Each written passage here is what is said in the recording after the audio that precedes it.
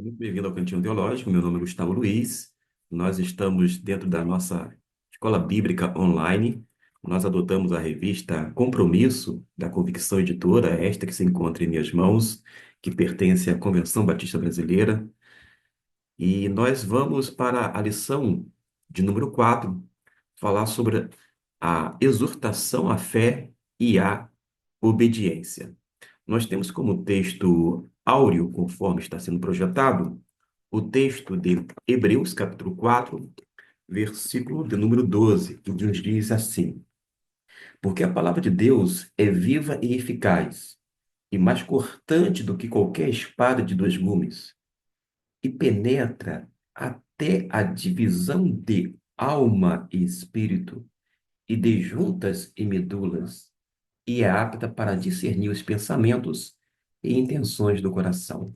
Que Deus, portanto, abençoe esta palavra lida aos nossos corações, que a gente possa assimilar não apenas este texto corretamente, mas muitos outros que nós veremos ainda no decorrer da lição de número 4, que é do último trimestre de 2024.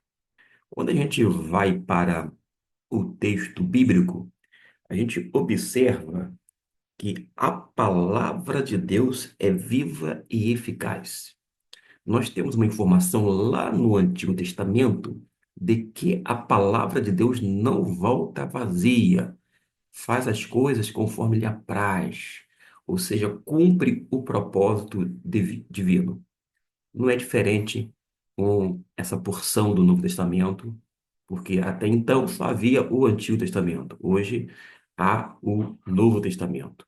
E temos um documento religioso que é judaico-cristão e que realmente fala à humanidade, porque Deus deseja se comunicar conosco, mas também traz uma mensagem divina. Todavia, a mensagem da parte de Deus precisa ser lida, entendida, por sua vez, interpretada antes de ser aplicada.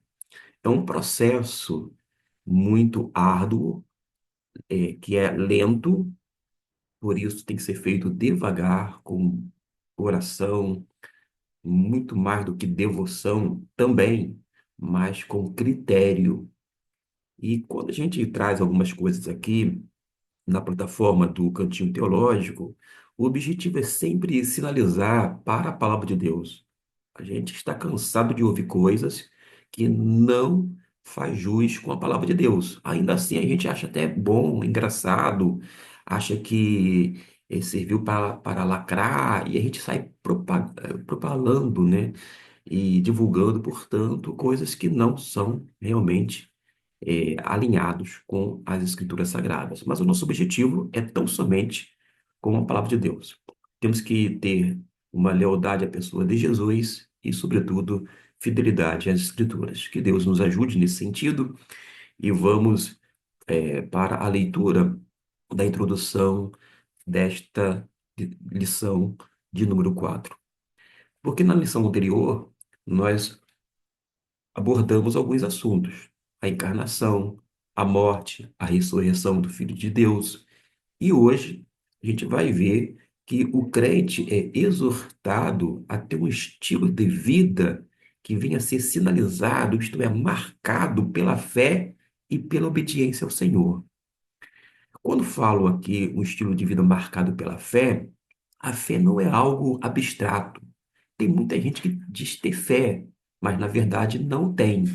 Vou dar um exemplo.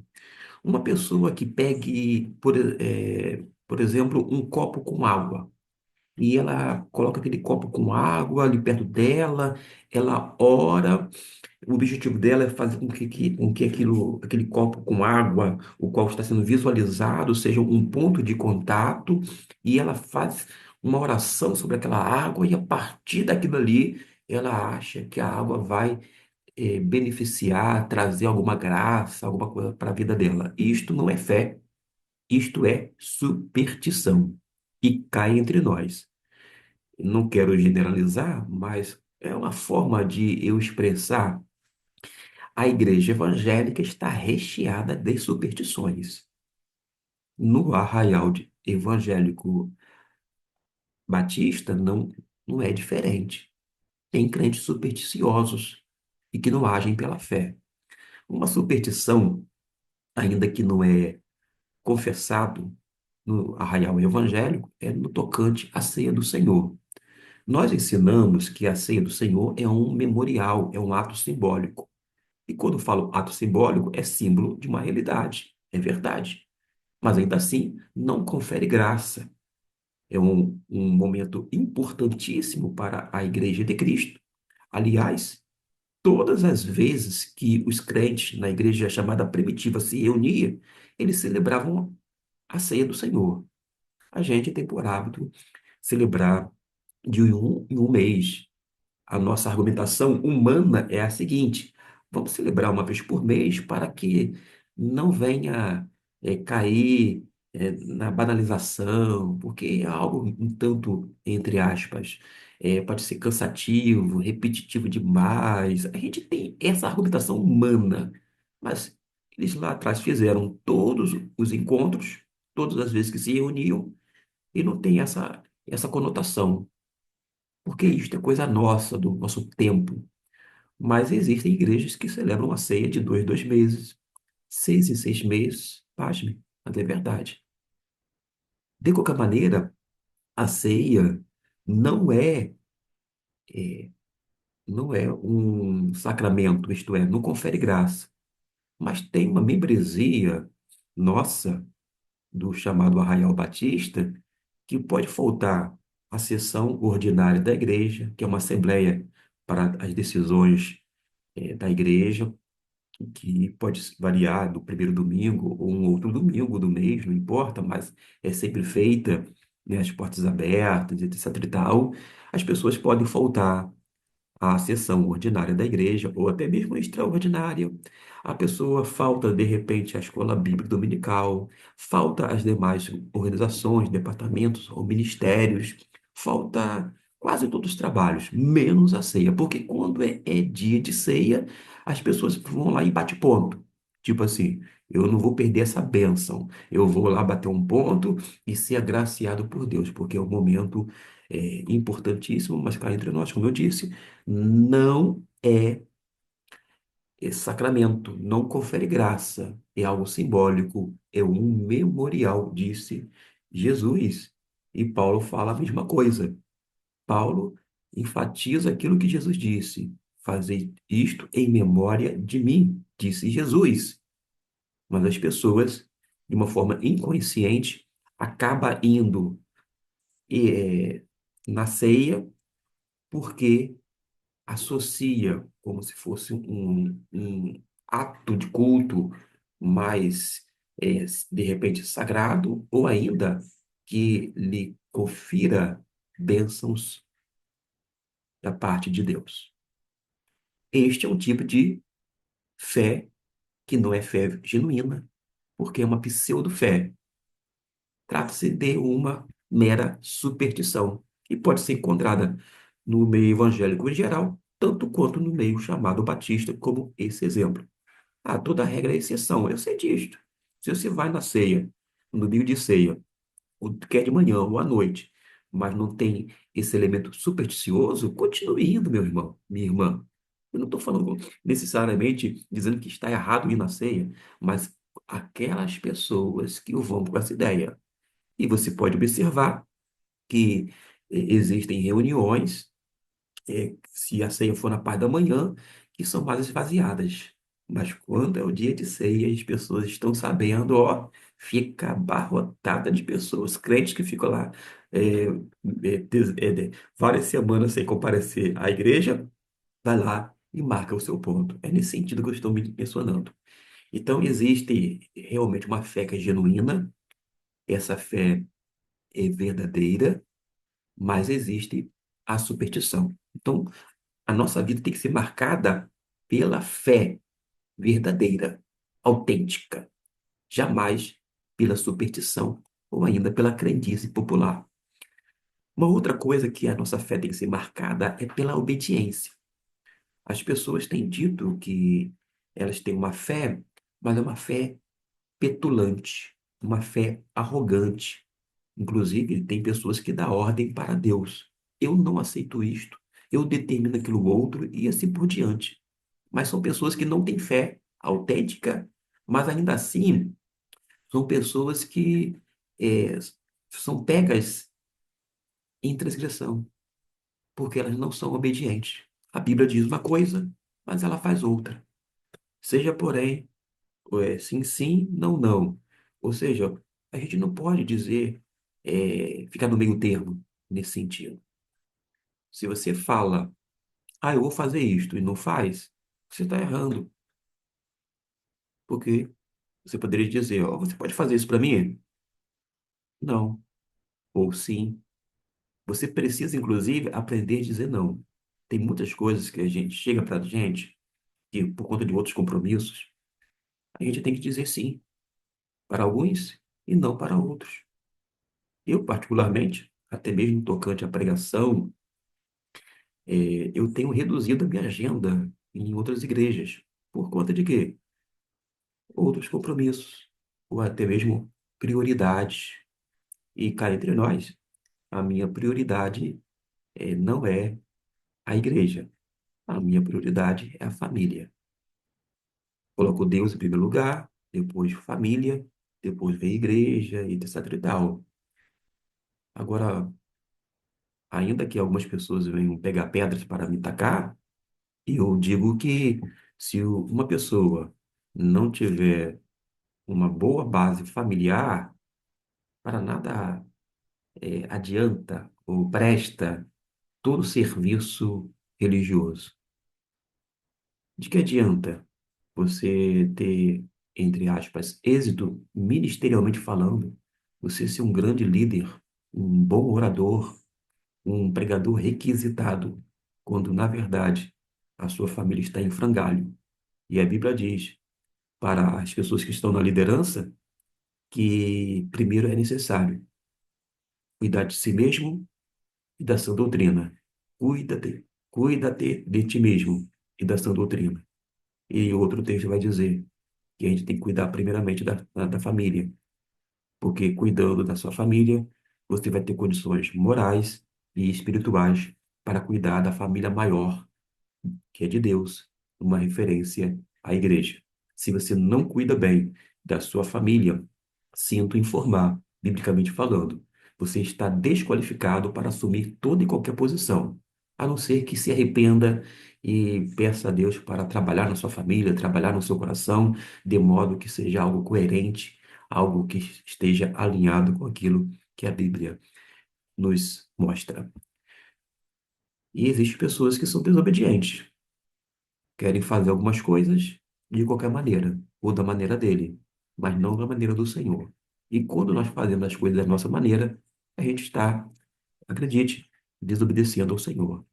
A gente faz algumas coisas e acha que isto está sendo agradável a Deus, quando na verdade é um desagravo, porque consta, de um ato de desobediência.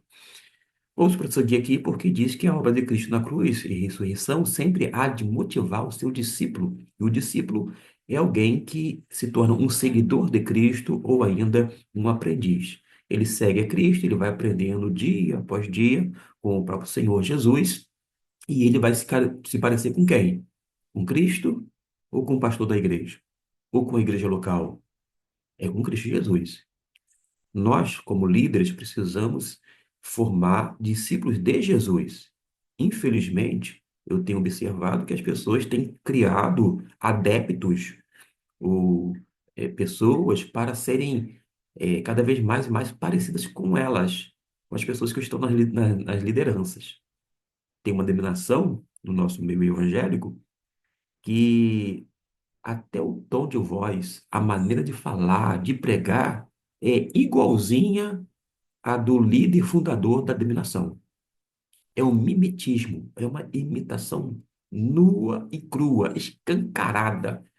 Você fecha os olhos, você pensa que está ouvindo fulano de tal, quando na verdade uma série, dezenas e centenas de pastores, chamados, né, líderes daquela denominação, falam no mesmo tom de voz, agem da mesma maneira, em termos de jeitos, trejeitos, de entonação de voz, parará. Gente, Parece algo, não apenas, como eu falei, que é um mimetismo, é uma imitação, mas como se fosse robotizado, ou seja, imitando literalmente o seu líder, quando na verdade deveria ser um imitador, um seguidor, tão somente de Cristo Jesus. A vida tem que ser significativa e de grande impacto no mundo. A gente só vai impactar o mundo se nós formos o quê? Sal na terra e luz no mundo. Então, se você trabalha na prefeitura, numa esfera estadual, quando não federal, você não vai estar em conluio com aquele toma lá da cá, o que é imoral, além de ser ilegal.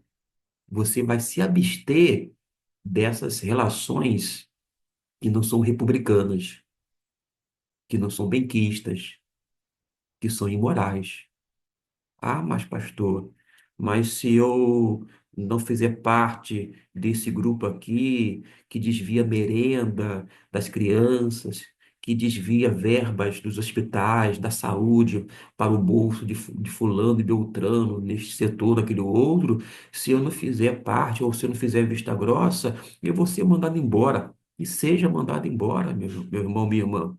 É preferível a gente sofrer o dano porque a gente fez a coisa certa do que lá na ponta a gente sofreu o dano porque estava numa causa errada, numa causa política, criminosa, ilegal, imoral.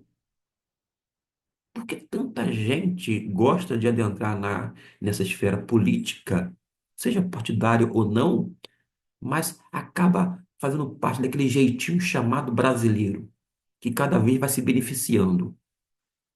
Quer beneficiar a sua família, as pessoas do seu entorno, quer trazer somente dinheiro para o seu bolso, manter um status quo na sociedade, você está realmente fora da perspectiva do Evangelho de Deus. Você precisa literalmente ter uma postura cristã. E cá entre nós, crente que é crente, por exemplo, logo de início, não vende o seu voto.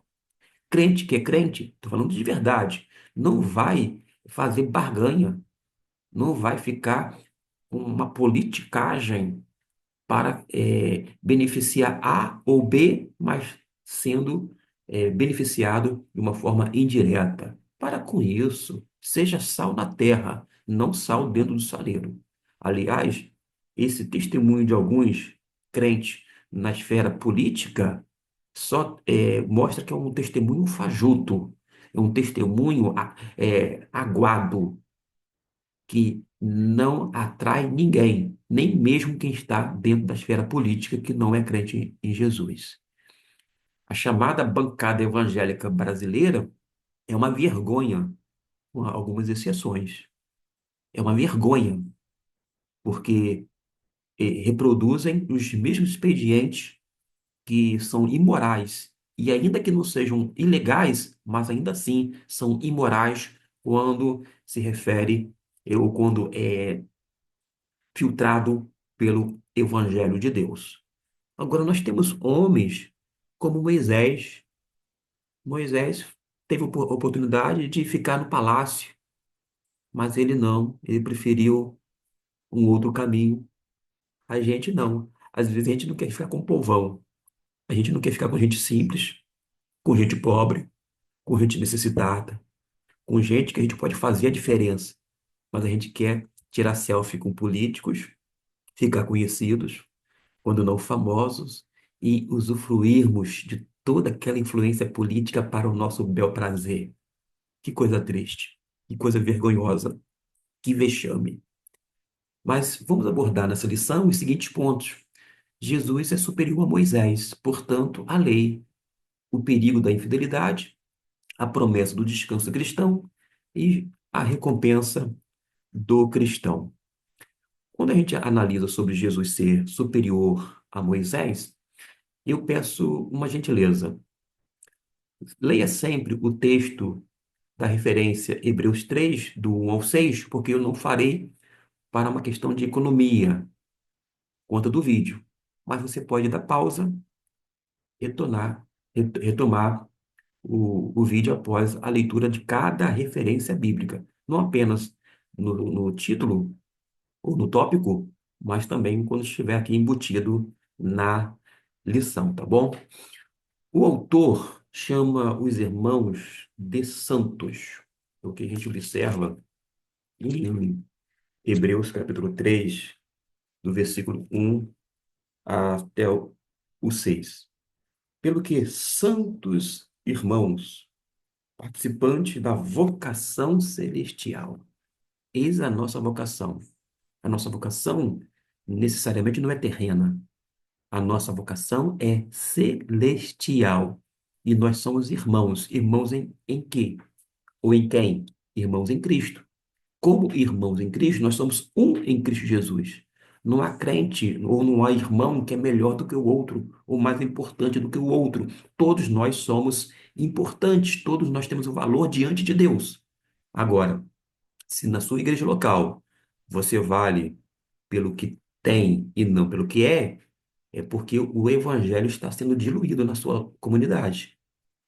Porque aos olhos de Deus, todos nós somos iguais. Mas, infelizmente, humanamente falando, e sinceramente, também não é esta a realidade em algumas comunidades cristãs. Porque fazem preferência, predileção, ainda mais se você tiver uma estética aprovada dentro daquele conceito de ser bonito, ou quando não, ter uma conta bancária recheada, aí você vai ser tratado, dependendo do local, de uma forma diferenciada. É tipo aquela pessoa que está no banco e ela passa horas e horrores para falar com o gerente.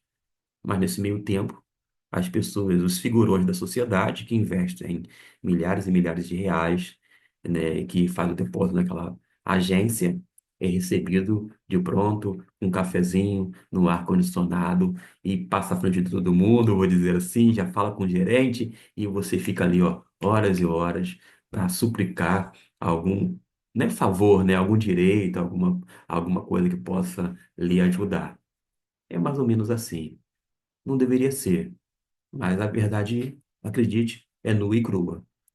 Infelizmente, dentro do movimento chamado evangélico, e eu estou desde 1990, deixa eu ver a data aqui, 91, isso, dentro do movimento chamado evangélico, e eu tenho visto que em alguns momentos você é, você vale pelo que você tem e não pelo que você é. Eu já tive algumas experiências, algumas poucas, não todas, mas algumas experiências desagradáveis nesse sentido.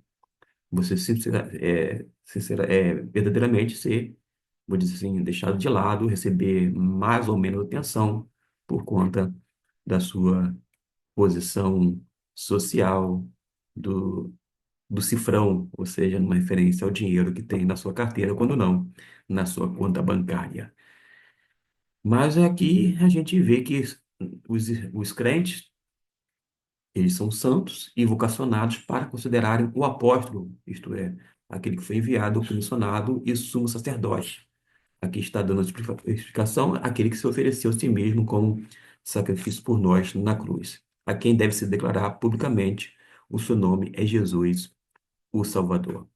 O grande desafio para os crentes é viver neste mundo como santos vocacionados em todo o seu procedimento.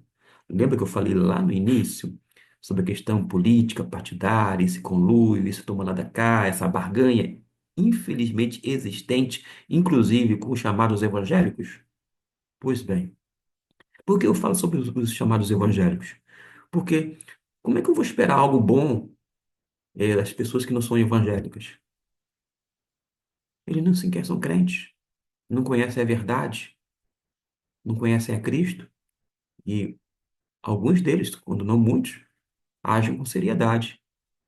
Enquanto isso, pessoas que dizem conhecer a Deus, faz parte de uma igreja evangélica, vez ou outra, está atolada em pecado da avareza, da ganância, entre outras coisas.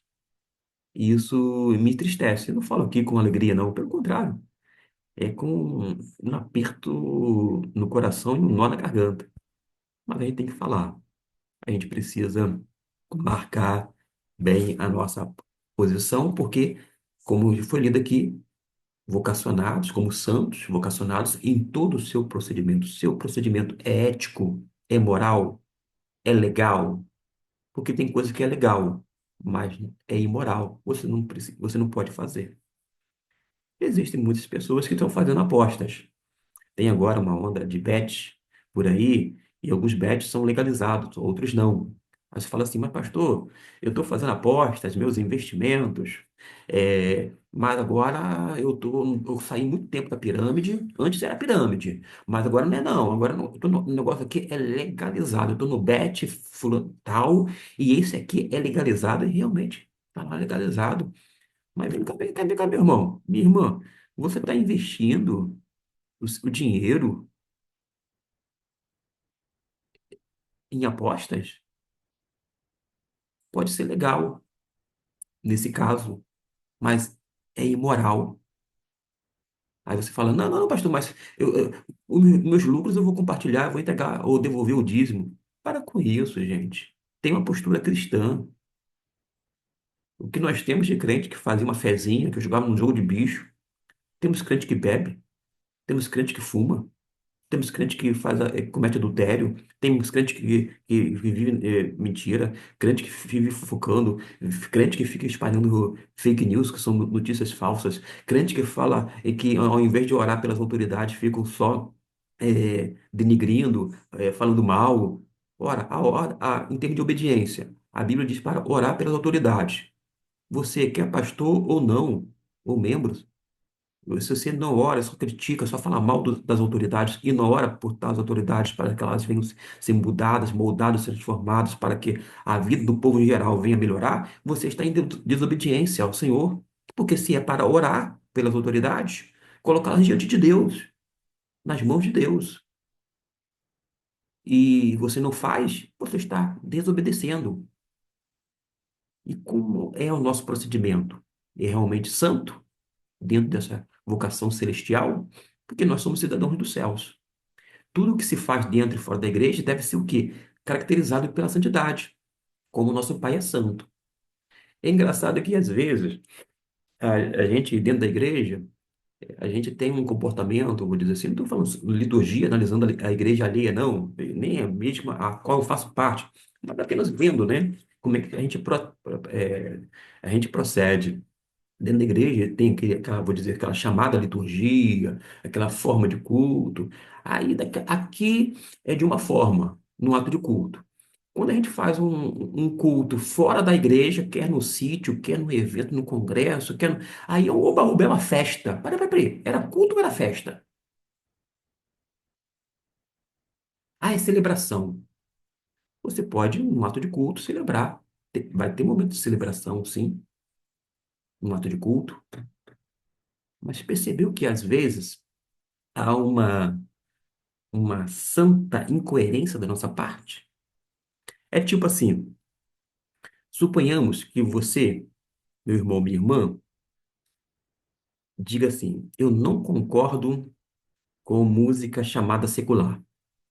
Eu não acho que o crente tem que ouvir, ou tem que, né, tem que escutar, ou tenha isso, aquilo, outro. Eu não concordo com filmes, quer de Hollywood ou não. Eu não concordo com teatro, eu não concordo com cinema, eu não concordo com isso, aquilo, outro. Tá, aí a gente não concorda. A gente não vai viver numa bolha. Aí quando tem um evento que é de adolescentes, de jovens, de adultos, de senhoras, aí a gente, olha, todo mundo vai ter que vir caracterizado. Vai ser uma espécie de baile à fantasia. Ué, o baile à fantasia a gente vê isso aonde? Não é no contexto secular? A nossa temática vai ser aqui os anos 70, 80. Todo mundo vem com aquele estilo, né? 70, 80. É coisa legal. Eu tô falando assim de se ver, esteticamente falando, né? A gente se reporta ao passado. Olha lá como que era. A gente fica assim, né? Caramba, como que era antigamente, né? As roupas, os trajes típicos, etc e tal. Não vai ter música, mas a gente reproduz. Aí a pessoa critica, eu vou dizer assim, o mundão com as suas discotecas, seus bailes funks, etc e tal. Mas luzes neon, luzes, fumaça, uma coisa de louco dentro do contexto gospel. A diferença é esta, é o rótulo. Se o pessoal do mundão faz, é porque eles não conhecem a Deus. Aí a gente critica. E quando a gente faz, a gente coloca o nome, uma roupagem gospel. Vamos fazer tudo gospel. E a gente reproduz algo parecido, isto é, semelhante. Pelo amor de Deus, não estou dizendo que é igual, tá bom? Estou dizendo que é algo semelhante, parecido. Porque cá entre nós, quando eu era adolescente, eu fui numa matinê. Isso, gente. Meu Deus do céu, foi que tem aqui um, mais de 30 anos atrás, 30 e poucos anos atrás. E eu fui numa matinê. E naquele período, na matinê, tinha aquelas luzes, né? É período da tarde, tá? Matinê tinha que ser um período da tarde. Eu não era crente. Eu fui lá e tinha aquelas luzes, aquelas coisas tudo escuras lá. Tinha até fumaça, uma coisa assim. E eu falei, nossa, fiquei lá olhando. Aí, hoje em dia, passado mais de 3 décadas, o que que eu vejo nas nossas igrejas? Vou falar nas nossas igrejas em geral, tá? Não é só pelo YouTube, não, quando eu assisto aqui uma programação ou outra. Eu vejo as mesmas coisas. Paredes pretas, quando não, todo o templo apagado, tudo escuro, que nem aquela discoteca que eu fui, aquela matinê. Eu não era crente. Eu fui, vai me condenar, vai me julgar porque eu fui quando era adolescente? Agora, quem quiser condenar uma pessoa não crente, que tenha um mínimo, um pinguinho de coerência e faça pelo menos uma reflexão sobre o que nós estamos fazendo com o chamado ato de culto. A gente deixa tudo no escuro, a gente joga e projeta um monte de luzes, a gente deixa o ambiente enfumaçado e cá entre nós. Não tem nada a ver com os eventos, com os fenômenos sobrenaturais que nós observamos lá no Antigo Testamento. Porque são coisas artificiais, são coisas que nós produzimos em nome de Deus, mas que cá entre nós é para satisfazer a nós mesmos. Tanto é que se a sua igreja não tiver jogos de luzes, fumaça, luz apagada, parede preta, tudo preto, tudo na escuridão, se não tiver um espaço para você requebrar seu esqueleto, fazer uma aeróbica evangélica ou gospel, não se movimentar bastante, a sua igreja vai se esvaziando, porque as pessoas vão para outras igrejas que adotam tais procedimentos. Eu não estou dizendo se é certo ou se é errado. Eu quero dizer que você deveria ter um pingo de reflexão. Será que isso agrada a Deus? Ou a gente está fazendo um culto mais voltado para nós homens? Nós gostamos de novidades, de coisa diferente. Ah, ficar que nem soldadinho de chumbo cantando louvores do cantor cristão, e se você é da Assembleia de Deus cantar louvores da harpa cristã, assim que nem soldadinho de chumbo, você pode achar um tédio. Você pode achar um tédio. E pense assim. Então é legal, pastor, é legal porque a gente faz um monte de coisa, a gente sai com a alma lavada, a gente, enfim, fica empolgado e ansioso para voltar a ter uma outra atividade. É isto? Aí eu pergunto aqui, isto que está havendo no nosso cenário chamado evangelho, principalmente no tocante ao culto, tudo isto é feito realmente para agradar a Deus ou para nos agradar? Este culto está sendo realizado é antropocêntrico, ou seja, centrado no homem, ou cristocêntrico, ou seja, centrado em Cristo Jesus? Vou a mais, vou além. Esse estilo novo, marcante, impactante do nosso presente século tem sido uma expressão da ação diferente, da nossa mudança, da nossa transformação no tocante ao trabalho. Tipo, se você é um mau empregado, você tem se tornado um bom empregado. Se você chegava o tempo inteiro atrasado porque você achava que só porque você é crente você pode chegar atrasado e o patrão tem que pagar todas aquelas horas completas, você está sendo um bom empregado, você está mudando? Você que é um patrão, você que está nesse ato de culto, conforme estou descrevendo aqui, está mudando a sua percepção de mundo, de vida, de valores, de conceito, a ponto de que, bom, eu não assinava a carteira dos meus funcionários, mas eu vou pagar todos os direitos, até mesmo os retroativos. Eu sonegava imposto e vou começar a pagar imposto, porque imposto, quer queira ou não, todo mundo paga. Todo mundo paga, de uma forma ou de outra. Agora, você está assinando carteira dos seus empregados, está pagando os impostos direitinho.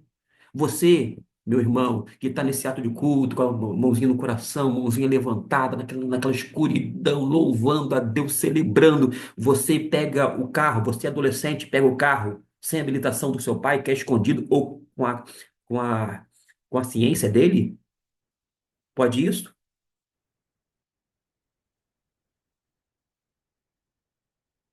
Eu quero dizer que o ato de culto pode ser até algo, digamos assim, tem uma performance maravilhosa aos nossos olhos.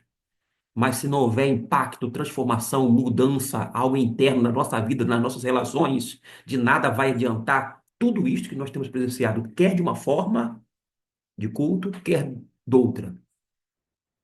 Porque a essência do evangelho é justamente mudar completamente o homem, é transformá-lo. E a transformação começa através da nossa mente, para que a gente não venha se assemelhar, ganhar a forma do mundo, mas sermos cada vez mais e mais parecidos com a pessoa de Cristo Jesus. Jesus disse assim, que o meu reino não é deste mundo. Jesus não está interessado, se você é seguidor de Jesus, no império. Vamos construir um império evangélico no Brasil e no mundo. Não é interesse de Jesus construir um império. O interesse de Jesus é na expansão do reino de Deus que culmina com o domínio de Cristo nos nossos corações. E quando Cristo realmente dominar e os nossos corações, as nossas mentes, a gente vai ter uma vida pautada na palavra de Deus.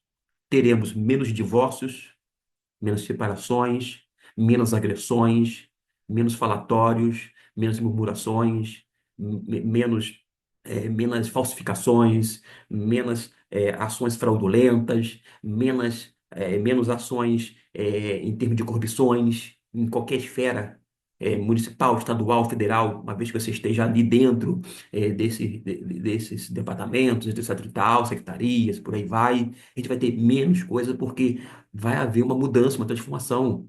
Agora, quando a gente olha e o número evangélico brasileiro, as pessoas aumenta o número de evangélicos, mas a violência não diminui, o divórcio não diminui, a bebida, a bebedeira, né, em termos de bebidas alcoólicas, o consumo não diminui, o vício das drogas não diminui.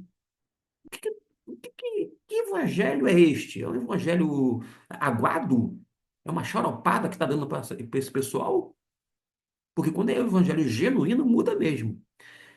Eu costumo dizer que eu posso não ser, eu posso estar a anos-luz da perfeição. E quem me conhece, sabe, da minha história, vai poder te dizer isto.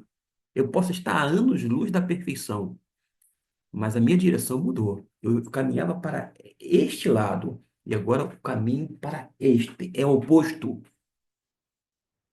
Continuo não sendo perfeito, E não me escondo atrás dessa finitude ou limitação humana. Pelo contrário, eu não vou me eximir da minha responsabilidade. Mas eu tenho que entender que as coisas são bem diferentes. Tipo assim, lá fora o mundo não perdoa, mas aqui na igreja é diferente. É um ambiente diferenciado. A esfera ou o compasso é da graça de Deus. Mas a principal missão dos cristãos é o quê? Glorificar a Deus, o Deus Santo, em tudo que realizam. Quer faça de qualquer outra coisa, fazer tudo para a glória de Deus. O seu serviço, a sua família, o seu relacionamento conjugal, o seu namoro, o seu noivado, já falei aqui, o seu trabalho, né? Os seus estudos, tudo isso glorifica a Deus. Louvado seja o Senhor por isso. Vamos prosseguir, porque o Senhor Jesus é quem deve se proclamar sempre por palavras, atitudes e ações de forma coerente, é muito superior a Moisés. Se no Antigo Testamento nós temos a maior figura, que é Moisés, Jesus é muito maior. Eu diria assim, infinitamente maior. Jesus foi fiel ao Pai o tempo inteiro, obediente até a morte e morte de cruz. A gente não pode dizer o mesmo de Moisés, porque ele era um homem finito, que nem eu e você. Mas Jesus não. Jesus tem esse diferencial. Ele deixa a sua glória, se faz pobre, habita entre nós, assume a forma humana, porém sem pecado, e o tempo inteiro deseja tão somente fazer a vontade do Pai Celestial. E quantas vezes nós agimos com o intuito apenas de que a nossa vontade seja realizada? E tenta até manipular Deus, que é através de uma oração, ah, Senhor, tem misericórdia de mim, teu servo, né, tem feito isto, aquilo outro na igreja, o Senhor tem visto, e por conta disto me abençoa dessa maneira. Ah, tem que ser dessa maneira? Você pode pedir dessa maneira, mas saiba que deverá ser feito o quê? Do modo de Deus, não do seu. Você pensa de uma forma, pode ser que o seu pensamento não esteja alinhado com o pensamento de Deus. Por isso que João vai nos orientar. Se pedirmos alguma coisa segundo a vontade de Deus, ore segundo a vontade de Deus, não ore segundo a sua vontade. Você já conhece a vontade de Deus? Deus não esconde a vontade dele de ninguém. Já está revelada na palavra de Deus. Ore segundo a palavra de Deus, conforme ela nos direciona. Moisés, em seu ministério, ele apontou para Cristo. E antes de Moisés existir, Cristo já era uma realidade. Sim, Jesus é preexistente, é sempre eterno. Jesus não tem princípio nem fim. Como diz o autor João em Apocalipse, Jesus é o Alfa e o Ômega, ou seja, o início e o fim, o princípio e o fim. Mas há mais comparações sobre Moisés e Jesus, entre um e outro. Vou apenas citar aqui, Moisés é reverenciado por sua fidelidade como ser honrado, com status superior ao de um simples escravo. Cristo também foi fiel, mas é infinitamente superior a Moisés em vários aspectos. Em relação ao caso de Deus, Moisés nada mais era do que um membro da família, mas Cristo foi o arquiteto, o construtor da família. A família foi idealizada por Deus. O casamento também. Eu costumo fazer uma separação de uma forma didática. Deus criou o casamento, por sua vez, criou a família, por tabela. Tanto o casamento quanto a família, que é essa extensão do casamento, filhos, etc. e tal, é uma instituição divina, tá ok? O divórcio é uma instituição humana, é por causa da dureza do coração, porque a vontade de Deus, o princípio, o ideal é que o casamento seja indissolúvel. Hoje, no Brasil, a gente precisa orientar os nossos jovens, porque nós fazemos escolhas. Escolhemos o namorado, a namorada, é assim? Antes não havia essa opção. Eram casamentos arranjados. Tinha os dotes, etc. e tal. Tinha outros interesses. Mas hoje temos que orientar os nossos jovens. nossos adolescentes, porque casamento é para a vida toda. Casa, depois descasa? Não, você casa com a pessoa, vou dizer assim, certa, da maneira certa, do modo correto, debaixo da orientação de Deus, da bênção de Deus, mas sob a orientação e dependência de Deus. Você conheceu uma pessoa, está namorando e está percebendo que não é um bom partido para você, não por uma questão de viés financeiro, ele trata mal a mãe, o pai, grita, quase que empurra, se chega quase à agressão. Se ele faz isso com os pais, não vai fazer contigo, não? Vai fazer contigo. Então, menina, cai fora. Da mesma forma, um rapazinho tá aí namorado por uma jovenzinha, preguiçoso, relaxada, não quer nada com nada. Vai casar com ela? Vai noivar, vai casar porque é o amor da sua vida? Aí depois vai fazer o quê? Vai trabalhar, vai chegar em casa, tem uma dupla jornada, quando não uma tripla jornada, vai cuidar da casa, vai fazer, vai, enfim. Aí, mas não era isso que você queria? Pensou que ela ia mudar? Não vai mudar, não. Se a pessoa não mudar em tempo, você não precisa levar adiante, por exemplo, o namoro, o noivado. É preferível, pasme, é preferível que o casal, o casal não, um dos noivos, né? No dia do casamento fala assim, ó, não é, não quero, cancela tudo. Ah, meu Deus, já está tudo pronto. Se for para casar, vou dizer, em dúvida, é preferível que não case, porque é melhor não casar do que casar e depois se divorciar. Porque às vezes a pessoa sabe que não está dando certo. Mamãe, papai, não está dando certo. Não sei se vai, não sei o que mais. E a pessoa já está vendo que alguma coisa está fora do lugar, ainda que não exponha todos os detalhes. Aí tem aquela forçação de barra. Vai, menina, ele é um bom partido, ele é uma pessoa muito boa, ele vai mudar ou ela vai melhorar. Você vai ver, depois vai. Não é bem assim, não, tá? Então, é preferível que a pessoa, antes do sim, né, na hora do sim, fala não e não case, mas viva depois da vida dela, vai procurar uma pessoa a qual ela venha ver que tem afinidade, coisas em comuns, etc e tal, do que você casar, né, aos trancos e barrancos para depois de alguns meses e anos, pastor, eu vim aqui informar sobre divórcio. Já estamos separados há muito tempo de corpos e aqui não tem mais nada a fazer. Aí o que que o pastor vai falar?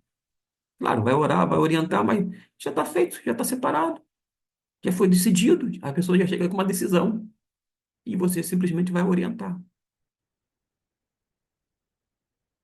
Preciso abrir um parênteses, se é que a gente está falando sobre os procedimentos do mundo, o crente não fica não, tá? Tem muito adolescentezinho aqui, jovenzinho que fica. O crente não fica. O crente pode namorar, noivar, casar, mas ficar é um expediente do mundo. É um expediente do mundo chamado secular, não do mundo religioso, evangélico, cristão. Existem aqui algumas. Em relação à função, Moisés foi um servo importante, mas Jesus era o filho e herdeiro. Em relação ao ministério, Moisés falava sobre o que viria a acontecer, Jesus era o futuro que ele antevira. De todas as maneiras que Jesus desde as maneiras de Jesus como ser humano era superior a Moisés, a mais importante e gloriosa personalidade judaica, isso sem dúvida, né? Quando a gente vai para um outro tópico, é isso aqui, ó, o perigo da infidelidade. Capítulo 3 versículo 7 e 19, há uma palavra do Espírito para os destinatários desta epístola. Ele utiliza como exemplo de infidelidade a triste história do povo de Israel no deserto sob a liderança de Moisés. E mesmo vendo tantos milagres operados pelo Senhor no deserto, o povo agiu com incredulidade, que é a dureza do coração. E, consequentemente, infidelidade, levando-o a se rebelar contra o Senhor e Moisés. Ficaram 40 anos só em Cades Barneia, e não entraram na terra prometida no descanso do Senhor. Toda a geração infiel ao Senhor morreu no deserto, somente os fiéis entraram na terra prometida sob a liderança de Josué e Calebe. O autor destaca os versículos 8 e 15, que têm o mesmo conteúdo, como uma forma de enfatizar o perigo da dureza do coração. Deve-se ter muito cuidado para não agir com incredulidade, com corações e mentes cauterizados. A dureza do coração, a rebelião, a perversidade e a infidelidade são manifestações da incredulidade. O crente deve redobrar sua vigilância. A exortação visa evitar incorrer no juízo de Deus em resultado da incredulidade. Nos versículos 16 e até o 19, temos as indagações do autor aos leitores quanto à experiência do povo de Israel no deserto. São perguntas pedagógicas, altamente reflexivas, para que eles não incorressem nos mesmos erros do povo do passado. A gente não precisa, como povo de Deus, e Deus só tem um povo, o povo de Deus é constituído de judeus e gentios, porque de ambos os povos, isto é, de judeus e gentios, Deus fez um só. Derrubou através de Cristo, né, na cruz do Calvário, a barreira de inimizade, não há mais separação. Deus só tem um povo, e é constituído de todas as pessoas, de tempos, épocas, raças, tribos, nações, etc. e tal. E, portanto, o povo de Deus, na atualidade, não precisa repetir os mesmos erros no sentido de incredulidade, desobediência, murmuração do que o povo de Israel no passado. A gente tem que, inclusive, aprender com os erros, porque a gente está aqui para sinalizar justamente essas coisas. O que eu queria só ter esse comentário, mesmo vendo tantos milagres operados pelo Senhor no deserto. Hoje, nós vivemos, quer você queira ou não, não por vista, mas por fé. A gente acha, muitas vezes, nos apoiando em versículos que nós não entendemos perfeitamente, que aqueles mesmos milagres precisam ser repetidos, quando, na verdade, os milagres de Deus sempre foram realizados dentro de um propósito maior. E isto não obriga Deus a realizar os mesmos milagres sempre daquela forma, ou ainda na mesma intensidade, como ocorreu em três períodos em que a Bíblia estava sendo produzida ou escrita. Nós temos três ciclos grandes, digamos assim, de milagres, que eram mais intensos. O primeiro ciclo de milagres ocorreu justamente naquele período da saída do povo do Egito para a terra de Canaã. É o primeiro ciclo de milagres. O segundo ciclo se deu naquele período de Elias. Elias e Eliseu, lembra? Aqueles milagres ali que foram mais intensos. Houve uma propalação desses feitos extraordinários da parte de Deus. E o terceiro e último ciclo de milagres se dá justamente no período da chamada Igreja Primitiva, que começa com a pessoa de Jesus, vai até ali ao fim da era apostólica. Havia uma efervescência desses milagres e a Bíblia explica. Fala que Deus, através, né, dos apóstolos, fazia sinais e prodígios, e o objetivo era fazer com que aqueles prodígios, milagres, viessem autenticar ou corroborar com a palavra de Deus. Ah, Deus pode fazer milagres ainda hoje? Claro que pode. Pode e faz. E tem feito. Mas não segundo o que nós achamos, não segundo os nossos ditames. Porque a gente, às vezes, quer que Deus realize os mesmíssimos milagres, quando, na verdade, não, ele não realiza. E o milagre que ele realizar, quer de uma forma ou de outra, a gente não tem outra coisa a fazer a não ser atribuir a glória tão somente a Deus. Agora, a gente não pode sair por aí dizendo que essas pessoas que são grandes embusteiros têm feito milagres quando a gente vê que não é bem assim. Existem milagres e milagres.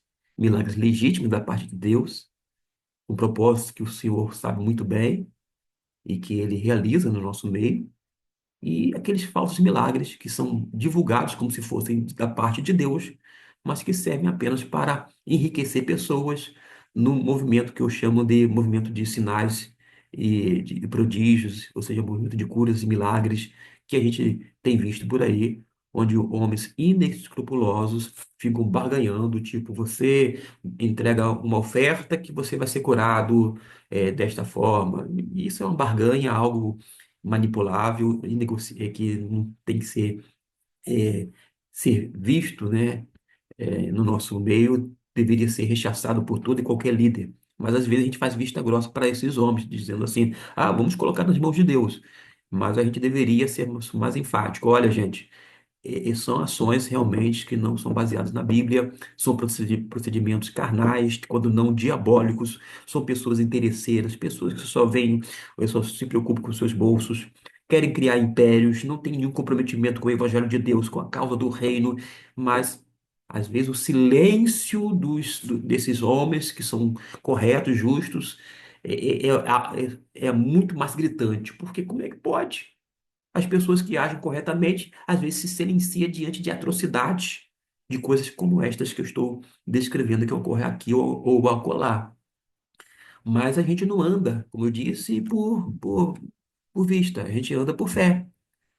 Eu já disse aqui e repito, é uma frase que eu li, eu tinha o que, 19 anos de idade, em 1996, portanto, que dizia assim: ter fé quando não há milagres é um milagre maior do que ter fé para operar milagres. É isso. Eu não vejo a torta e doidado milagres, mas eu ando por fé. Eu não vejo. Eu não vejo sequer Cristo Jesus, presencialmente falando, fisicamente, mas eu tenho certeza que Ele está comigo através do Espírito Santo. Percebeu? Isso é fé. E você anda por fé. Você não vê as coisas melhorarem, mas você sabe que Deus está trabalhando. Deus está respondendo às suas orações, aos seus anseios, desde que estes estejam alinhados com a vontade dele. Por aí vai. E depois disto, eu quero então ir para esse outro tópico, que é a promessa do descanso cristão. Lembrando que crente não tira descanso. Crente que é crente não tem férias espirituais. A gente não pendura a chuteira. Pelo contrário, a gente sempre vai trabalhar de uma forma contínua de modo que não tenha aqui na terra como descansar. A gente trabalha, trabalha, trabalha, trabalha, trabalha para o Senhor. E o nosso trabalho não é em vão, contanto que seja no Senhor. Se a gente trabalhar só para nós mesmos, aí é um trabalho em vão. Mas no Senhor, para o Senhor, jamais será em vão. Mas temos aqui a promessa do descanso, conforme o capítulo 4, versículo 1 ao 13, oferecida pelo Senhor ao crente. Há um tremendo contraste entre descanso e ansiedade. No descanso, o cristão confia plenamente no Senhor e tem paz, harmonia, segurança, provisão e proteção. Na ansiedade, desconfia-se do Senhor, experimenta-se inquietação, desarmonia, insegurança e toda sorte de infortúnio. Constatam-se tempos muito difíceis, cinzentos. Descansar no Senhor é o remédio para o crente vencer as lutas diárias. Observam-se o direcionamento de Davi e do Senhor Jesus Cristo. É maravilhoso para o discípulo descansar e esperar no Senhor. Falar é muito fácil. Descanse no Senhor, espere em Deus. Aí você fica inquieto, se remoendo e fica, meu Deus, eu tenho que fazer alguma coisa. E alguns chegam a dizer assim, porque até a palavra orar significa orar mais ação. Não, gente, você aprendeu errado. Essa ideia de que orar é orar mais ação, é você realizar algo, está errado. Adianto-me dizendo que não significa que você vai ficar parado, tá ok? Não é isto. Ah, vou ficar de braço cruzado. Então, não, não é isso.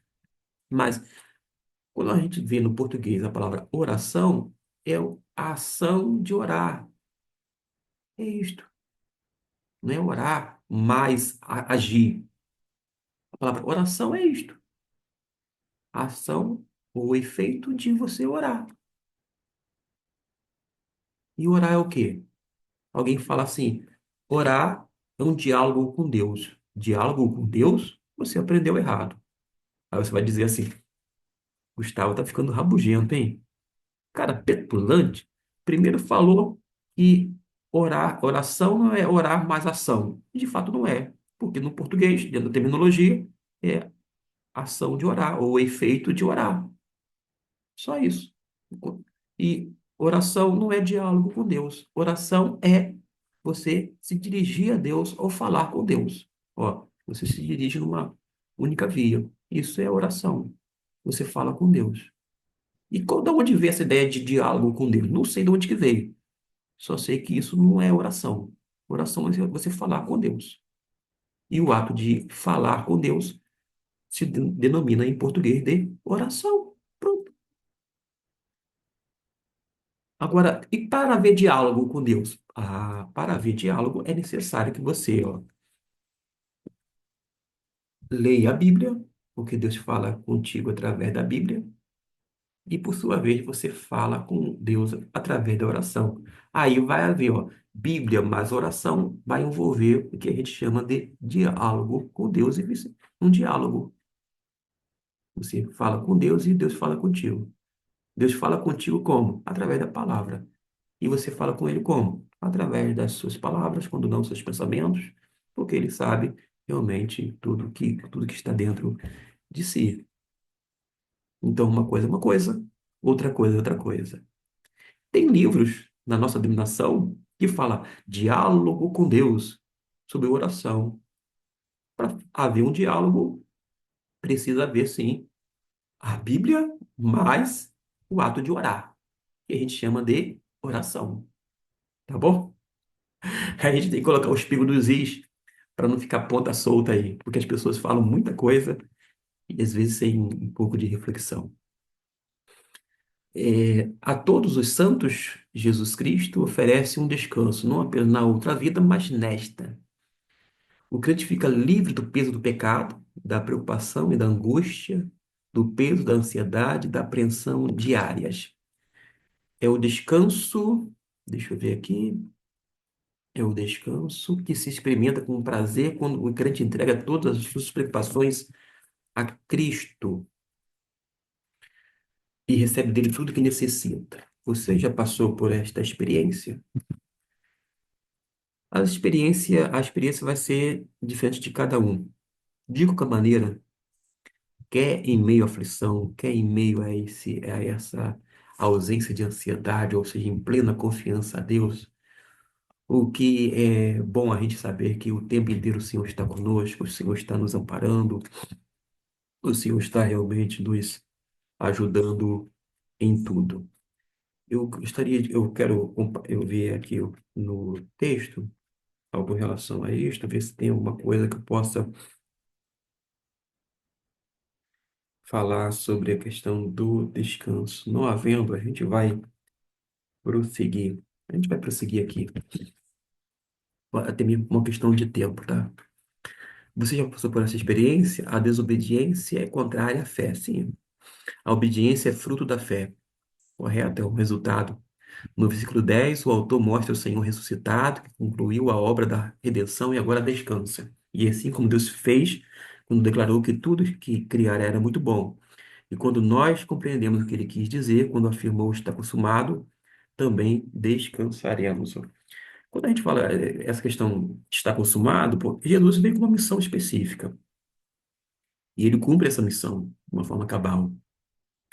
E ele diz na cruz do Calvário, né, que está consumado. A salvação é uma realização divina, é ato divino. Ato divino, gracioso, portanto. A gente não conquista a salvação. A gente não consegue obter a salvação. A gente não arranca de Deus a salvação. E sequer a gente consegue manter a salvação agarrando-a. Não, a gente não consegue. A gente simplesmente recebe. E ninguém recebe assim, né? Tem gente no ato de culto, nem que eu fico olhando a vida alheia, não, no ato de culto, mas tem gente que quer receber as bênçãos de Deus assim, né? Até essa forma gestual é incoerente, né? Se você diz assim, Senhor, dá-me alguma coisa, né? eu preciso disso. Você faz assim, ó. Ninguém fala. Me dá um. Você chega. Você está necessitado. Você está necessitado. Ninguém fala, me dá alguma coisa para mim. Não, gente, Senhor, você tem alguma coisa para me dar? Porque os gestos geralmente devem estar alinhados com aquilo que está no coração. Tem que haver uma coerência, até mesmo cultica, não é verdade? Mas as pessoas às vezes não associam uma coisa com a outra. Há um disparate entre os gestos e a, e a palavra. É como se eu falasse de amor. Peraí. Dessa forma, falar de amor, não é assim, né? Geralmente, quando você fala de amor, porque o amor, meus irmãos, é mais do que um sentimento, é procedimento. Percebeu? Você não pode falar de uma coisa triste. E, meus irmãos, estamos aqui no ato de culto fúnebre, e porque fulano de tal morreu, aleluia, glória a Deus. Você não pode fazer isso, meus irmãos. Tem que ter não apenas um bom senso, mas tem que ter realmente um alinhamento, vou dizer assim, entre os nossos gestos e palavras. Na pregação, eu utilizo todo o corpo. Aproveito aqui para dizer uma coisa, né? Não é cutucada, não. Eu lecionei aula nesses dias de uma forma gratuita para cerca de 10 pessoas sobre escola bíblica dominical. E no final, uma pessoa disse assim: eu utilizei, estava em sala de aula, utilizei o quadro, forneci material para que eles pudessem é, anotar, e este foi o recurso didático, mas eu utilizei um recurso. Aí no final a pessoa, porque o professor, ele trouxe com bastante conhecimento essas coisas, mas poderia utilizar o data show, né, projetar aquela coisa todinha, e uma ação, digamos assim, indelicada. Primeiro porque ele não era o professor, mas independente disto, eu utilizei um recurso didático que foi justamente o quadro. As pessoas anotam, mas na cabecinha dele, ele achava que se tiver projeção, se tiver slides, é melhor. Na cabecinha dele. Quando a gente faz docência de ensino religioso, por exemplo, eu fiz uma pós-graduação no tocante a isto também. Já fiz muitos outros trabalhos nessa área de docência de ensino superior, inclusive dentro de faculdade. A gente sabe que a gente pode utilizar materiais, recursos, data show, o quadro e etc e tal. Mas eu, Gustavo Luiz, não sou aquele que fique projetando slide o tempo inteiro. A minha filha que está na universidade, ela às vezes fica saturada da quantidade de slides que o professor ficou o tempo inteiro lendo slides. Que coisa triste. Tem que ter muita paciência mesmo. Eu não tenho paciência de ficar horas e após horas lendo, acompanhando a leitura de slides. Eu não tenho. O slide, o data show, o uso dele pode ser bem feito, bem utilizado. Agora, a minha proposta nunca foi ficar lendo slides. Você pode combinar uma coisa com outra. Mas o que algumas pessoas não sabem é que se você ler, acompanhar, vamos supor assim, melhores que sejam os slides, só maravilhosos, bem feitos, feitos inclusive com a inteligência artificial, e você ficar assistindo diante de si, ó, 100 slides bonitos, belos, você vai ter uma retenção muito menor do que se o seu professor estiver no quadro de aula escrevendo e, por sua vez, você estiver anotando. Se você estiver com o notebook digitando, você vai reter muito menos. Eu não recomendo, embora não me oponha a ninguém a digitar. Quando alguém leva um notebook ou fica digitando no celular algumas informações. Mas quando você utiliza, ó, as mãos para escrever uma linguagem mais tecnológica, essas informações são retidas e vai para o seu HD, a sua mente. Vai fixar. vai memorizar, coisa que os slides não produzem. Eles podem ser até atrativos, mas em termos de memorização, fixação, não ajuda. A pessoa em questão que falou, até mesmo na forma, quem sabe querendo ajudar, querendo me dar um toque, querendo me ensinar, né? Mas cá entre nós, ele não sabia dessas coisas, porque se soubesse, ficaria de bico calado. Você pode utilizar na igreja recursos vários, desde que seja harmonizados ou não, mas sabedores daqueles que vão ser úteis para a sua turma, para o seu grupo em questão. Eu avalio muito o grupo. A didática, a pedagogia utilizada vai variar de classe para classe, de idade, do nível do curso, se é de nível superior, se não é, e assim por diante. Mas só para fechar isto, e alguém fala assim, porque tem que ser um recurso audiovisual. Eu falo, olha, suponhamos que eu só usasse a preleção, não usasse sequer o quadro em sala de aula, nenhum outro recurso, só usasse a preleção, eu falando lá, tipo assim, numa tribuna, né? Eu falando. Não tem recurso audiovisual? Você diria um tanto mais apressado. Não, porque não tem slide, não tem nada projetado flanelolo, uma flanela, não sei cartaz, não tem nada disso. Quem disse que não tem? E eu brinco assim, ó, o recurso aqui é audiovisual. Áudio porque vocês me escutam e visual porque vocês me veem. É mais ou menos isso.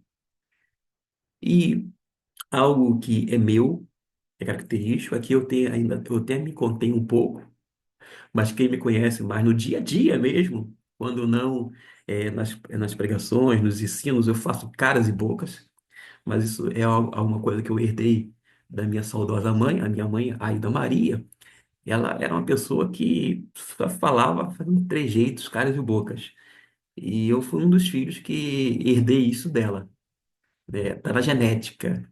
É, você vai falando aqui e tudo que você fala, eu tô apertado, eu não sei o que, mas nanã, é uma grande pessoa. E eu sei que vai estar sempre alinhado com os gestos, com a fala, mas tudo isso, eu não prego, eu não ensino com a voz apenas, com os gestos, é com todo o corpo. Todo o meu corpo fala. E vocês só não me veem porque eu fico aqui sentado, né? E há uma limitação nesse recurso, porque você não me vê por inteiro. Mas se eu tivesse em pé, quem sabe as minhas aulas não que sejam melhores, mas, né, as melhores do mundo, pelo contrário, com essas limitações, imperfeições, mas ainda assim, sabe que eu falo assim, eu uso todo o meu corpo, todo o meu ser, literalmente, é utilizado na, nessa preleção. Eu sei que eu acabei fazendo uma digressão, fugi do assunto, mas vamos voltar aqui. Ainda sobre os versículos de 9 a 13, o cristão aprende algumas lições práticas de valor permanente. Primeiro, há um repouso sabático para o povo de Deus, fundamentado no descanso de Deus quando concluiu a sua obra de criação. Quando Deus descansa, não é porque ele estava com fadiga. Estou cansado. Trabalhei 6 dias e vou. Calma aí, deixa eu pegar um fôlego. Descansar no sétimo. Nada disto. Ele muda, vou dizer assim, no bom sentido, de atividade. Tem aquele ato criativo, e ele, como criador, passa. Ele continua sendo criador, sobretudo, é verdade, mas ele passa a ser aquele que faz a manutenção da criação.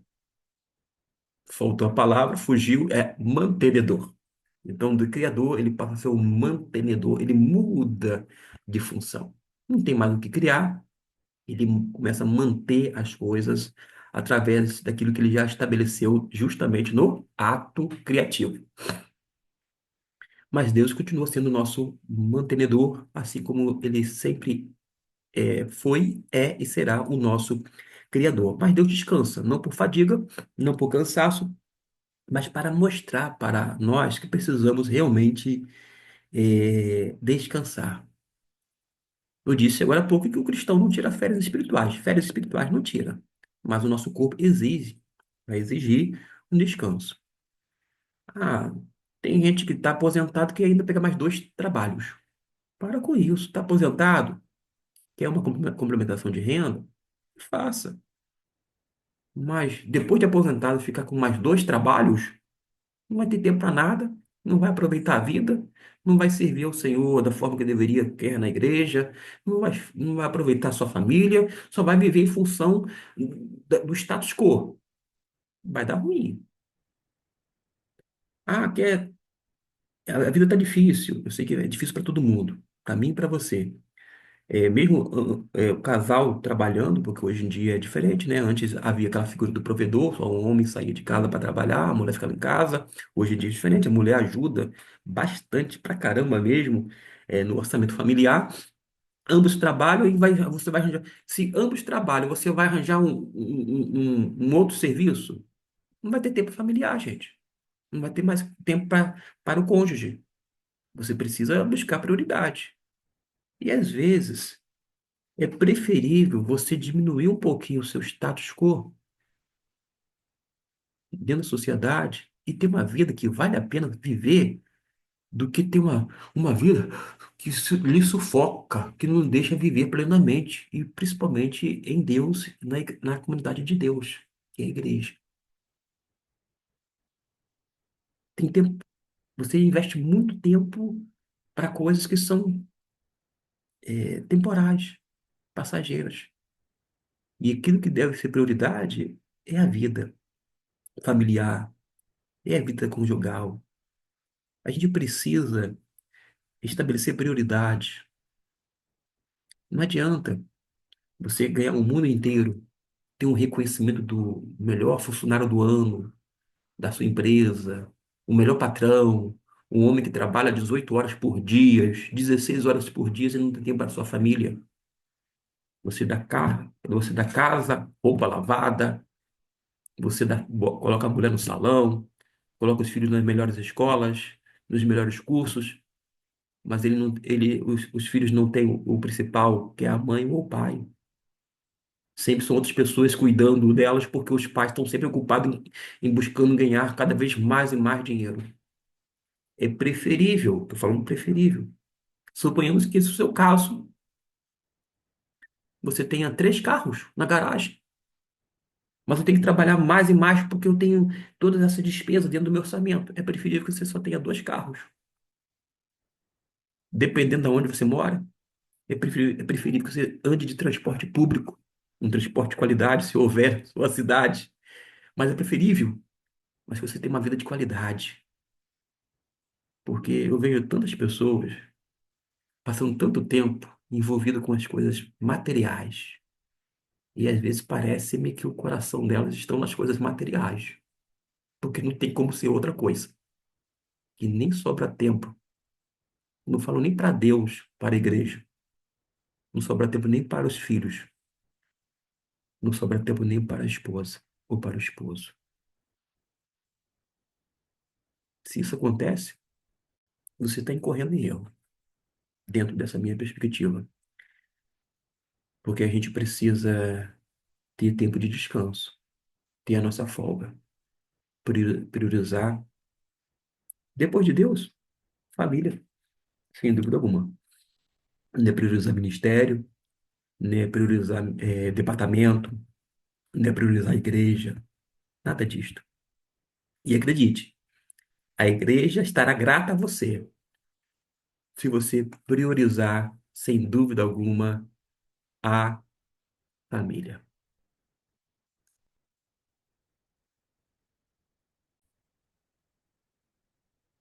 Continuando, porque eu tive que interromper um pouquinho aqui para atender uma pessoa, mas vamos prosseguir. Ainda sobre os versículos 9 e 13, aprendi algumas lições, né? Que a gente já viu. O descanso significa viver na obediência da fé e não na justiça propriamente mediante as obras da lei, pois o justo por sua fé viverá. Terceira, a palavra de Deus é viva e eficaz, mais penetrante de qualquer espada de dois gumes e penetra até o ponto de dividir alma e espírito juntas e medulas e é capaz de discernir os pensamentos e intenções do coração. O Senhor sabe de todas as coisas. E quarto, o crente deve prestar contas da sua vida ao Senhor. Eu vou apenas é, falar rapidamente aqui sobre o versículo 4, capítulo 4, versículo 12, que foi lido, inclusive, como texto áureo, é que aqui o versículo está falando sobre aquela propriedade da palavra de Deus, aquela eficácia de penetrar até o ponto de dividir a alma e espírito, até o ponto, mas cá entre nós, não se divide. Até o ponto de, mas não divide. Da mesma forma que juntas e medulas não se divide. Você já viu a anatomia?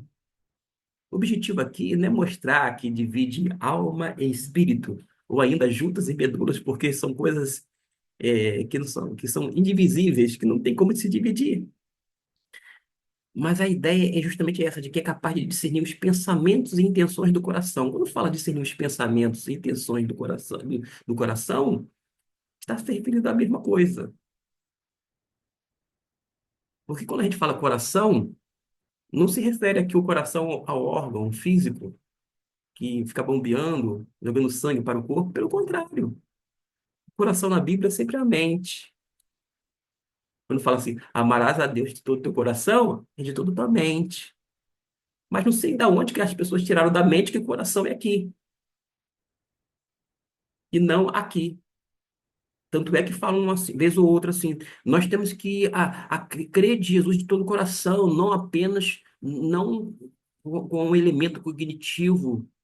Ó, esse elemento cognitivo aqui, mental, esse processo mental, não é apenas salutar, é essencial para que você venha, inclusive, crer.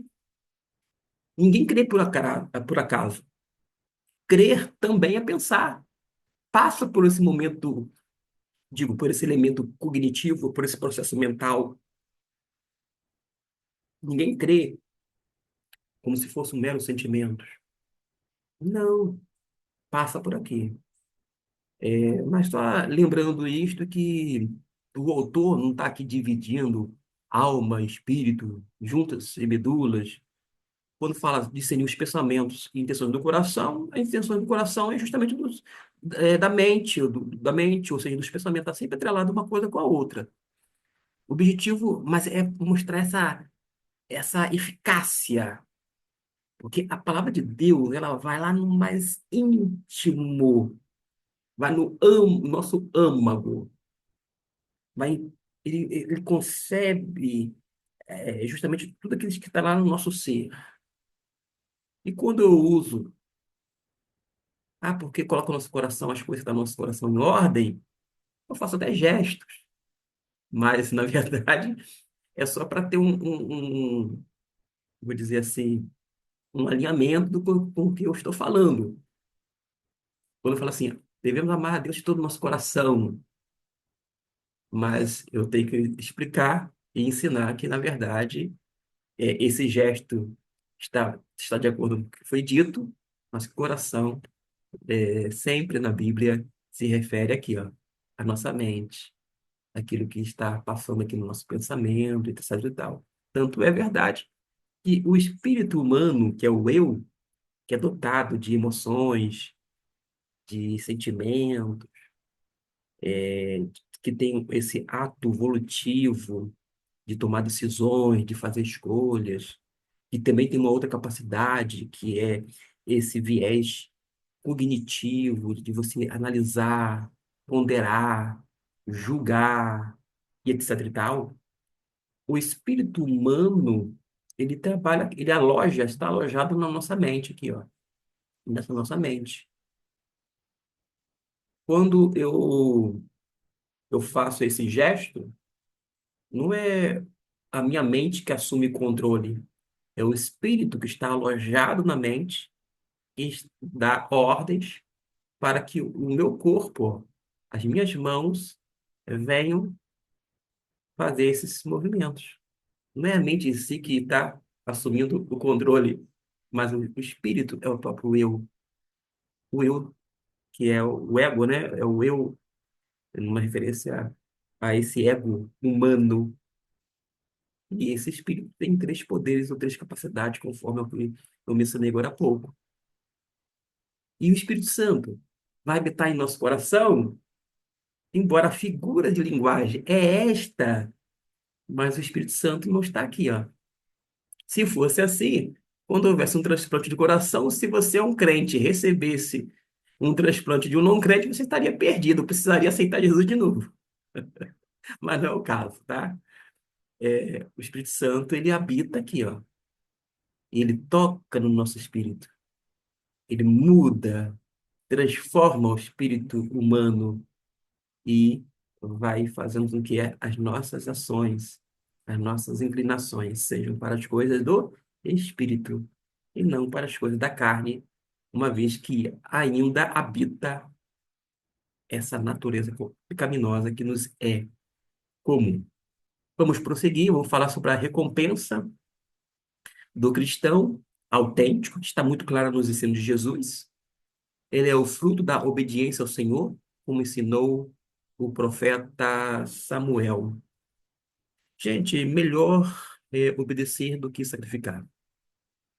Você pode estar numa comunidade cristã onde tem um monte de coisas tecnológicas, coisas boas, até mesmo coisas conforme os cultos mais antigos, digamos, tradicional, não importa se é tradicional ou se é um culto, digamos, moderno. Se não houver obediência, não tem, ó, importância nenhuma. Ah, pastor, eu choro diante de Deus em oração. Se você não obedece, não tem valor algum. Eu me sinto muito bem quando apagam as luzes e há aqueles jogos de luzes e aquela fumaça começa. Eu me sinto como se estivesse levitando, pastor. E daí? Se você não obedece, aquele ato ali de culto não significa nada, ou não impactou nada, não mudou nada na sua vida, e você continua desobedecendo a Cristo de uma forma deliberada, não tem valor algum. A vida só tem valor quando você se torna escravo de Jesus. Tem que escancarar. Escravo de Jesus. Para aí, escravo é escravo mesmo. Jesus tem que ser o seu e o meu, o nosso amo. Jesus é o meu, o seu, o nosso dono. A gente está acostumado. Não, na minha vida mando eu. Lá em casa, mando eu. A gente sabe que é a esposa, mas lá em casa a gente canta de galo, né? Lá em casa mando eu. Lá no serviço, quem dá as ordens sou eu. Quem dá as diretrizes sou eu e mais ninguém. Ninguém mete lá a colher. O bedelho ninguém vai meter. Mas não é bem isso, gente. O nosso corpo, a nossa vida, o nosso ser pertence a Deus. Nós somos propriedade de Deus. Nós não pertencemos a nós mesmos. Nós temos o Senhor, é Jesus. Nós devemos servi-lo e obedecê-lo em tudo. E melhor do que qualquer encenação cultica é justamente obedecer. Porque se você não obedece, tudo vai soar aos olhos de Deus como uma grande encenação. Você está fazendo um grande teatro diante do eterno, diante das pessoas. Como se colocasse como um grande adorador, um verdadeiro adorador, que adora a Deus em espírito e em verdade, mas se você não obedece, você torna-se diante dele um mentiroso. Os apóstolos ensinavam acerca da recompensa dos cristãos. Sabe qual era a recompensa? Não é se você for fiel, você vai ganhar um monte de dinheiro. Não é se você for fiel a Deus, você vai galgar um cargo cada vez maior dentro da sociedade, que é na área privada ou pública. A recompensa, meus irmãos, é a nossa ressurreição. Um dia esse corpo deixará de existir e nós receberemos corpos adaptados a uma nova realidade. A nossa recompensa é saber que teremos uma vitória plena sobre a morte. A morte não vai ter mais poder sobre nós. E você que já chorou tanto quanto eu, diante de entes queridos que baixaram a sepultura, não vai haver mais lágrimas, não vai haver mais dor, não vai haver mais morte, porque a morte será vencida. A morte foi vencida. A morte foi matada lá na cruz do Calvário, porque Jesus venceu a morte. A morte não deteve, não reteve Jesus quando Jesus mergulhou na morte. Jesus venceu a morte, mas nós venceremos a morte, porque a morte não vai haver, a ponto de que quando nós partimos desta, nós não morremos, nós, na verdade, viveremos para Cristo, de modo que a morte não será o fim. A vida continuará com Cristo Jesus. A vida eterna, e a vida eterna não é pouca coisa, não. Não é café pequeno, não. As pessoas no chamado meio evangélico brasileiro dão mais importância à chamada experiência denominada batismo do Espírito Santo, com falar em línguas, do que necessariamente a vida eterna em Cristo Jesus, do que a salvação, porque acha assim, não, a gente foi salvo sim, mas a gente precisa buscar algo mais. Quem disse isso? O que Jesus fez por nós já nos é suficiente, nos basta. Nós não precisamos de nenhuma outra experiência a não ser andarmos em obediência e obedientemente buscarmos a plenitude do Espírito, porque Paulo vai dizer em Efésios capítulo 5, versículo 18: não vos embriagueis com vinho, mas enchei-vos do Espírito. O enchimento do Espírito Santo nós precisamos buscar. O batismo no Espírito Santo já ocorreu no ato de conversão.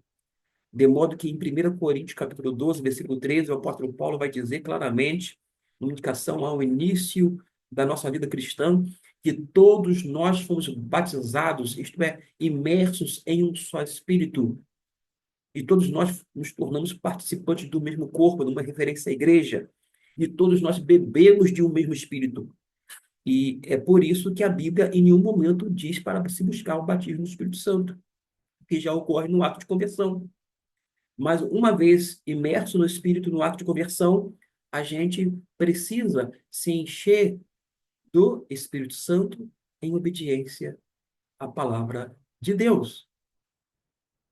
Não adianta a gente fazer várias coisas e não sermos obedientes ao Senhor e não termos esse senso de recompensa. Que coisa maravilhosa. Quando eu olho para a minha vida familiar e vejo que na adolescência, antes de conhecer minha esposa, eu não tinha nenhuma perspectiva familiar. Eu não queria sequer casar, eu não pensava em casar, eu não pensava em ter filhos. Um mundo tão difícil, cheio de guerras, de tantas inconsistências, de tantas inseguranças, eu sequer cogitava ter filhos. Mas hoje, quando eu olho para trás, casado, conheci a minha esposa em 1996, casado com dois filhos, um deles na universidade, todos integrados na igreja, sendo pessoas melhores do que eu fui, inclusive no passado. Eu só tenho que render graças a Deus e a maior recompensa em vida, ver a minha família nos pés de Cristo, na dependência de Deus. Porque acredite em mim, a minha família não depende das outras pessoas necessariamente, depende unicamente de Deus. Não estou falando que não haja aquele senso de interdependência, porque nós precisamos uns dos outros, não é isto. Mas é que nós dependemos tão somente do Senhor e vivemos nesta dependência. Há uma recompensa muito maior reservada lá nos céus, um novo céu, uma nova terra, além de uma herança incorruptível reservada nos céus para cada um dos seus filhos, isso é, cada um dos crentes. Então a Bíblia fala sobre recompensa, uma recompensa que está fundamentada na fidelidade de Deus, porque Deus é fiel. Nós não permanecemos fiéis o tempo inteiro, mas Deus continua fiel. A pergunta é, não é se eu sou fiel o tempo inteiro, o tempo todo, porque eu não consigo ser fiel. Eu gostaria de ser, mas não sou. Mas Deus o é, o tempo inteiro, o tempo todo. Ele não muda e ele permanece fiel. E graças ao nosso Senhor Jesus Cristo por manter-se fiel a nós. Porque ai de nós se ele não permanecesse fiel. Essa segurança do amor de Deus, Deus nos ama, porque nós somos filhos dele, não pelo que nós fazemos, mas pelo que nós somos, e somos filhos dele. Esse quesito filiação tem uma implicância enorme. E tudo isto provém do quê? Da graça de Deus, exclusivamente pela fé em Cristo Jesus. Eu já disse isso citando Exaltino Gomes Coelho Filho, que dizia: você pode ter uma tonelada de fé, mas se não tiver 1 grama de graça, não valeria nada, não bastaria, não surtiria o efeito desejado, tampouco imaginado. E quando ele fala 1 grama, é porque ele era um exímio conhecedor da língua portuguesa. A palavra não é 1 grama, e sim 1 grama. E eu cito e imito o saudoso pastor Exaltino Gomes Coelho Filho. É isto, meus irmãos. Pastor, eu tenho uma tonelada de fé. Olha, aqui, uma tonelada de fé.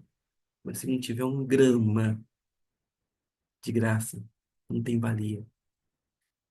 A nossa fé pode ser, não a ponto de ser uma tonelada de fé, mas se tiver uma pequena fé na pessoa certa, na pessoa bendita de Cristo Jesus, faz uma diferença enorme na nossa vida, que nos transforma, nos muda, nos molda e faz com que haja uma preocupação não em buscar o batismo do Espírito Santo é, em línguas estranhas, porque isto não tem na Bíblia, mas faz com que a gente venha anelar cada vez mais mais e mais o fruto do Espírito. Vocês sabem qual é o fruto do Espírito. Está relacionado ao caráter de Deus. Tem pessoas que são até têm tido aquela experiência de falar em línguas, de serem batizadas, embora a Bíblia não ordene a busca, elas buscaram, não obedeceram à Bíblia, foram na contramão. Mas, não obstante a isto, tem, não tem caráter. Algumas delas não têm caráter. E as que têm caráter não é por consequência de falar em línguas estranhas, é porque o Espírito Santo de Deus vai trabalhando na vida dela. Porque ela é uma pessoa cristã, uma coisa não pode estar associada à outra. Mas tem crentes que alegam ter poder de Deus, mas não têm caráter. Outros têm caráter e poder. E isso não tem nenhum tipo de algo assim ser incompatível, incoerente, pelo contrário, porque há há um amarrado, há um encaixe perfeito e vida que segue de uma forma muito tranquila. Para aplicar a vida, eu vou deixar apenas para vocês aqui, ó. Vocês podem ir pausando o vídeo, fazendo a leitura, e eu vou logo para a conclusão, tá bom?